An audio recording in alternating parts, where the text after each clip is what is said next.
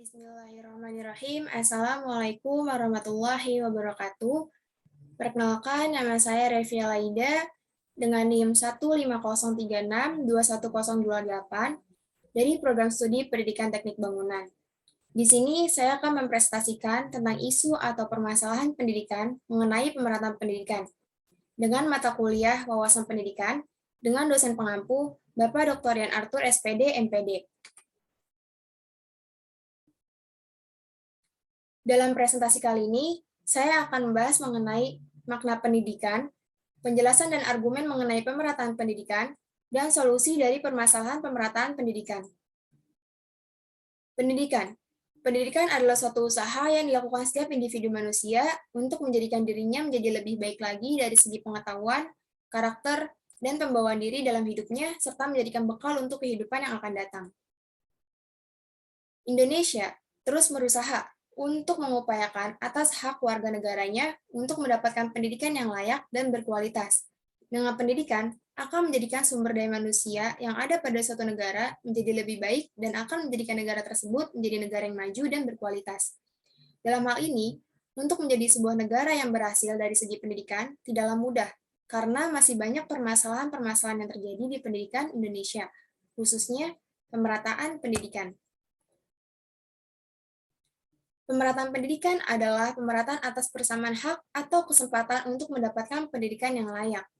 Pemerataan pendidikan terdapat dua aspek penting, yaitu equality atau persamaan dan equity atau keadilan. Persamaan adalah bahwa pemerataan pendidikan harus memberikan persamaan kesempatan dalam mendapatkan pendidikan. Sedangkan equity atau keadilan ialah dalam pendidikan harus mendapatkan keadilan untuk kesempatan pendidikan yang sama. Jadi, pendidikan dikatakan sudah merata apabila pendidikan tersebut sudah didapatkan oleh seluruh warga negara Indonesia, baik miskin maupun kaya, ataupun di kota maupun di desa. Menurut saya, pendidikan di Indonesia belum masuk ke dalam kategori merata secara keseluruhan. Dalam hal ini, masih banyak masyarakat yang belum mendapatkan kesempatan untuk duduk di bangku sekolah dengan alasan seperti tidak memiliki biaya dan akses ke sekolah yang sulit. Sebenarnya, dalam permasalahan pemerataan pendidikan ini memiliki banyak faktor yang menjadi pendidikan di Indonesia belum merata. Faktor-faktor tersebut harus dikaji kembali dan diberikan sebuah solusi, agar permasalahan tersebut dapat terselesaikan hingga pendidikan di Indonesia menjadi pendidikan yang berkualitas. Dalam mencapai pendidikan yang merata di Indonesia, diperlukannya kerjasama antara pemerintah pusat, pemerintah daerah, pihak sekolah, dan masyarakat. Dalam hal ini, penyebab permasalahan pemerataan pendidikan di Indonesia terdiri dari beberapa faktor. Di antaranya, akses ke sekolah yang sulit. Yang kedua, menuju tempat pendidikan yang sulit. Yang ketiga, terbatasnya jumlah tenaga pendidik. Yang keempat, infrastruktur wilayah yang belum memadai. Yang kelima, sarana prasarana pendidikan yang kurang memadai. Dan yang keenam yaitu faktor keuangan, misalnya biaya pendidikan yang mahal atau pendapat orang tua yang kurang untuk membiayai pendidikan. Dalam hal ini, solusi untuk permasalahan pemerataan pendidikan di Indonesia ada tiga. Yang pertama yaitu program beasiswa, yang kedua sistem zonasi, dan yang ketiga yaitu desentralisasi pendidikan. Yang pertama yaitu program beasiswa. Permasalahan pada pemerataan pendidikan salah satunya disebabkan oleh biaya pendidikan yang mahal dan pendapatan orang tua yang kurang mencukupi untuk membayar biaya sekolah. Penyebab tersebut dapat diberikan sebuah solusi yang saat ini terus diupayakan oleh pemerintah, yaitu memberikan beasiswa kepada masyarakat yang membutuhkan. Program beasiswa ini diterapkan oleh pemerintah untuk membantu agar anak-anak dapat mengikuti pendidikan dan dapat menerima haknya terkait kesempatan untuk menjalankan pendidikan. Namun, walaupun pemerintah telah memberikan sebuah beasiswa untuk mengupayakan pendidikan pendidikan, di Indonesia masih ada hal yang harus dikaji dalam program ini, yaitu sasaran dan penggunaan beasiswa pendidikan tersebut.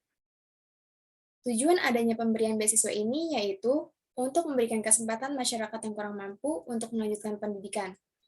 Tetapi, jika sasaran untuk penerimaan beasiswa tersebut tidak tepat, maka akan tetap menjadikan tidak ada kesempatan dan tidak adanya keadilan untuk pendidikan. Oleh karena itu, Program beasiswa sebaiknya diseleksi dengan ketat agar masyarakat yang benar-benar membutuhkan akan mendapatkan beasiswa dan dapat mendapatkan haknya untuk mengikuti pendidikan.